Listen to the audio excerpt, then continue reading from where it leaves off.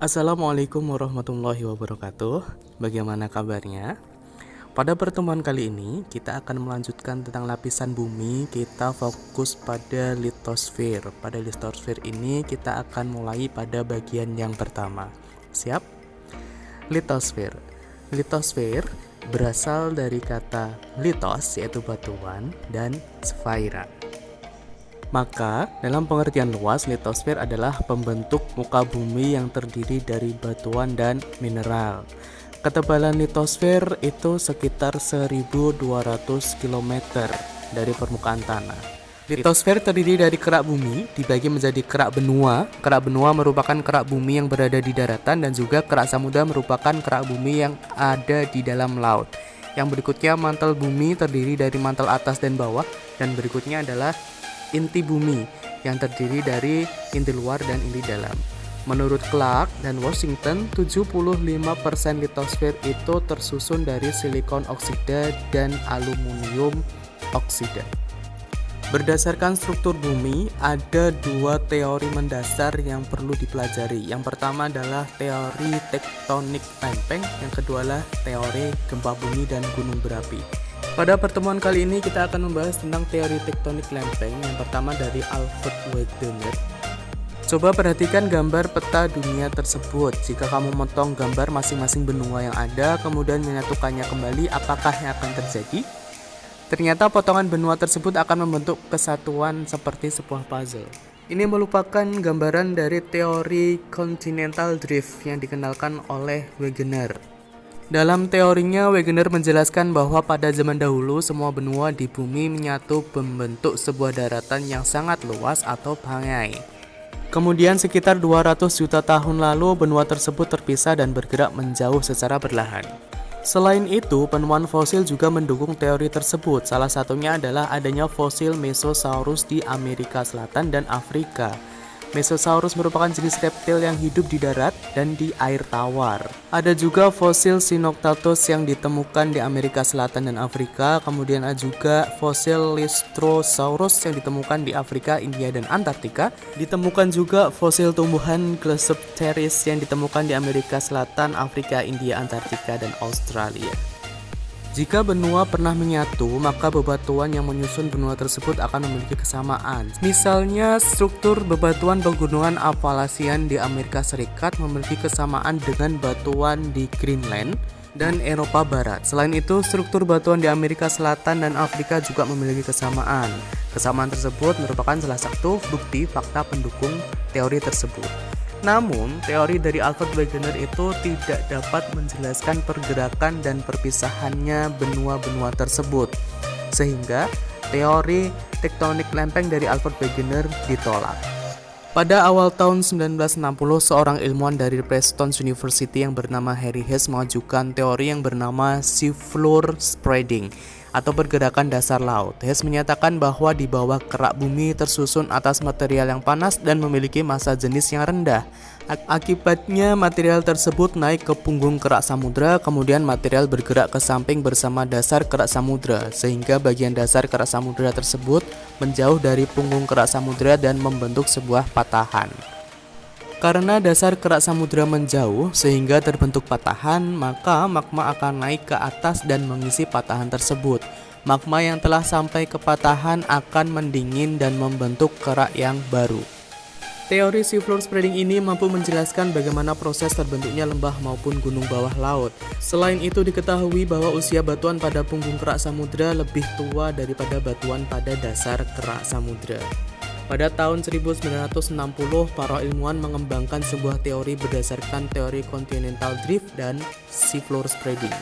Teori ini disebut teori tektonik lempeng. Berdasar teori ini, kerak bumi dan bagian atas dari mantel bumi terbagi menjadi beberapa bagian. Bagian ini disebut lempeng. Lempeng bersifat plastis dan dapat bergerak di lapisan ini. Lempeng tersusun atas kerak dan bagian atas mantel bumi. Berdasarkan teori tektonik lempeng, bagian luar bumi tersusun atas litosfer yang dingin dan kaku, serta tersusun atas astenosfer. Astenosfer bersifat plastis yang berada di bawah lempeng, akibatnya lempeng seolah-olah mengapung dan bergerak di atas astenosfer.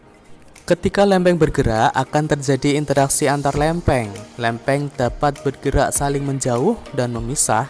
Selain itu, lempeng juga bisa saling mendekat hingga terjadi tubrukan antar lempeng. Pergerakan sebuah lempeng akan mengakibatkan perubahan pada lempeng lainnya. Berbagai lempeng yang ada di atas dapat bergerak secara terpisah dan juga bersamaan. Apabila dua lempeng bergerak saling menjauh, lempeng tersebut bersifat divergen. Adanya pergerakan divergen ini akan mengakibatkan peristiwa patahan atau retakan. Salah satu patahan yang terbesar di dunia adalah patahan San Andreas di California, Amerika Serikat. Jika terdapat dua lempeng yang saling mendekat, maka pergerakan tersebut disebut konvergen. Beberapa lempeng yang bergerak konvergen antara lain lempeng Indo-Australia dengan lempeng Filipina, serta lempeng Indo-Australia dengan lempeng Eurasia. Pergerakan lempeng secara konvergen akan mengakibatkan tabrakan antar lempeng. Akibatnya akan terjadi fenomena subduksi dan tabrakan antar benua. Subduksi merupakan hasil tabrakan lempeng samudra dengan lempeng benua yang mengakibatkan lempeng samudra menyelusup ke bawah lempeng benua. Penyebab pergerakan lempeng tektonik bisa diilustrasikan seperti ketika kita memasak air hingga mendidih. Berdasarkan prinsip kalor, ketika air dipanaskan maka air di dasar panci akan berubah menjadi uap air yang massa jenisnya lebih kecil. Karena massa jenis uap air lebih kecil dibandingkan air, maka udara akan bergerak naik ke permukaan. Sesampainya di permukaan, suhu uap air akan turun sehingga akan kembali ke wujud air. Hal tersebut berlangsung jika air dipanaskan. Perpindahan kalor tersebut dinamakan konveksi. Perpindahan kalor secara konveksi ini merupakan salah satu penyebab terjadinya pergerakan lempeng tektonik. Inti bumi yang memiliki suhu hingga 6000 derajat Celcius akan memanaskan material mantel bumi bagian bawah, sehingga massa jenis material tersebut berkurang. Akibatnya material tersebut bergerak naik dari dasar ke permukaan mantel. Sesampainya di permukaan, material tersebut akan mengalami penurunan suhu, sehingga massa jenis material akan bertambah. Karena massa jenisnya bertambah, maka material tersebut akan turun ke dasar mantel.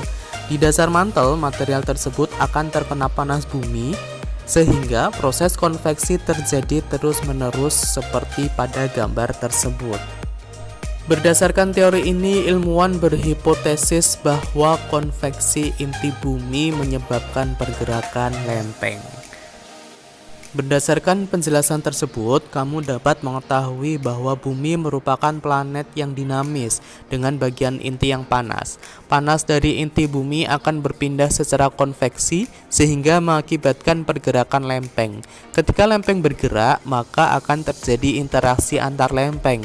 Interaksi tersebut dapat membentuk sebuah palung laut, pegunungan, maupun sebuah gunung berapi. Ketika lempeng bergerak, maka sebuah energi akan dilepaskan berupa gelombang seismik atau yang dikenal dengan gempa. Kamu dapat melihat efek dari pergerakan lempeng di daerah pegunungan, erupsi gunung berapi, atau sebuah tempat yang berubah setelah terjadi gempa atau aktivitas gunung berapi. Baik, saya rasa cukup penjelasan teori tektonik lempeng dan bagaimana terjadinya pergerakan lempeng bumi. Tugas kalian adalah mencatat materi teori tektonik lempeng ini. Untuk catatan akan saya cek sewaktu-waktu. Semoga bermanfaat dan barokah. Tetap patuhi protokol kesehatan, memakai masker, cuci tangan menggunakan sabun dan air mengalir, serta menjaga jarak. Alhamdulillahi jazakumullahu khairah. Wassalamualaikum warahmatullahi wabarakatuh.